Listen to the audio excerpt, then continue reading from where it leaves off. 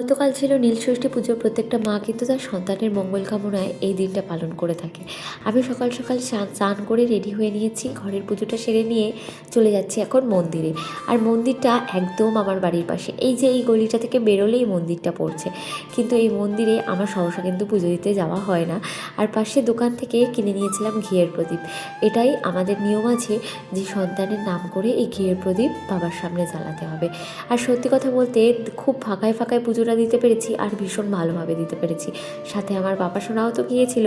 আর ওখানে গিয়ে বাবাকে এত সুষ্ঠুভাবে ভক্তি ভরে পুজো দিতে পেরেছি। আর নিয়মটা তো যার যার মতো, আমি আমার মতো শ্রদ্ধা ভক্তি দিয়ে বাবাকে ডেকেছি। আর আমার সন্তানের সাথে সাথে সকল সন্তান যেন তার মায়ের কোলে কোল আলো করে সুস্থভাবে ভালোভাবে থাকতে পারে, সেই কামনাই করে এসেছি। তো আমার মোটামুটি হয়ে গেছে, এখন ঘিয়ের প্রদীপটা দেখিয়ে বাবাকে বাড়ি চলে যাব। আর এই যে বাড়িতে চলে এসেছি। আচ্ছা, আমাকে আজকে কেমন লাগছে আমাকে অবশ্যই কিন্তু কমেন্ট করে জানিও।